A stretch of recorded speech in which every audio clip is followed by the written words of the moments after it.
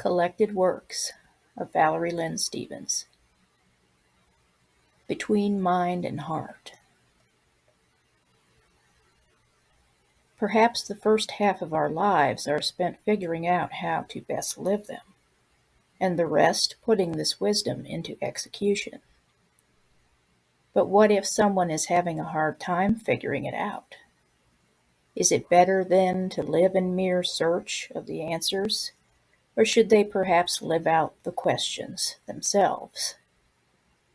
Are the answers then, without question, perhaps already known? Yet another a priori versus a posteriori, existential epistemological age-old debate gets put again into play.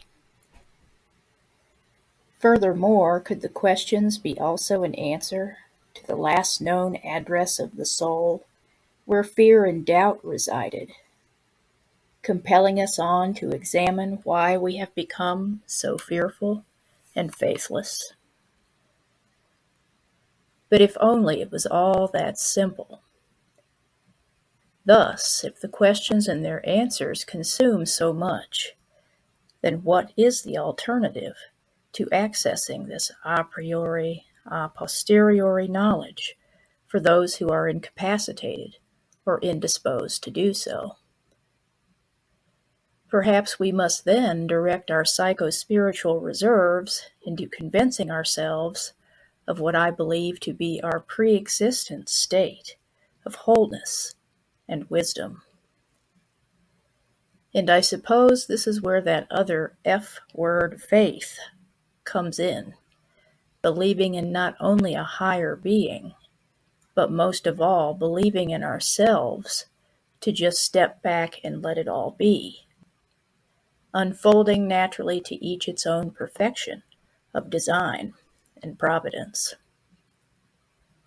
For the mortal human mind seems to have absolutely no doubts regarding that of its own imminent mortality.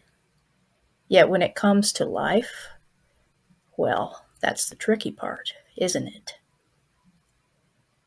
Then again, of course, we have an easier time coming to terms with our own eventual physiological demise, for we know that our consciousness, too, will have ceased. And as the Judeo-Christian scripture states, for the dead have neither memory nor knowledge. Thus will we have become, in the most ultimate sense, indomitable, completely invulnerable. While alive, we are inescapably exposed to life's vagaries.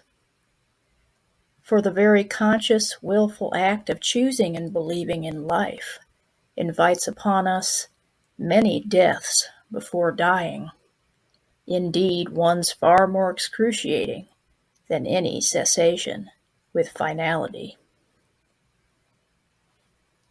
In finale, if pain and death are the gravest fears of humanity, and we go to such lengths to lessen, if not completely evade them, perhaps the questions should be lived out then.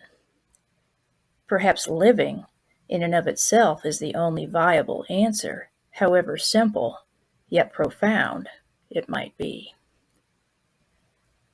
Or as some believe, perhaps life shouldn't be performed as a soliloquy of endless inquiry, but like a dance of surrender and grace.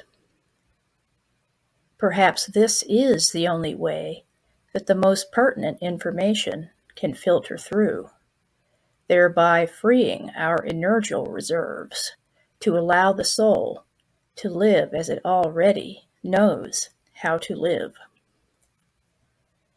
Yes, perhaps this is the only way we can actualize ourselves with as much efficacy and expedience as possible, given the profound complexities of our human condition and experience, and the nanosecond which we have been granted to actualize it. And last, but certainly not least, perhaps mystery is sweet, but maybe a cultivation and practice of simplicity is the most edifying in the end. Perhaps we truly do not need worry ourselves with the legalisms, as there are many lives to live and many possible paths to take upon each our own human journey. For ultimately, don't we all naturally intuit that they all lead to the same wellspring of redemption and salvation? In the end, there is no right or wrong formula when it comes to those calculations, metaphysical and wholly transcendent. For the Spirit already has its own adept, infallible compass to lead us out of the wilderness. And no matter how trite it might sound at first to us, letting go and letting all just be is key, of course, to the best of our mortal human fallibility and finitude. To end with the immortally irreverent words of the late Jack Kerouac, all is well, practice kindness, heaven is nigh.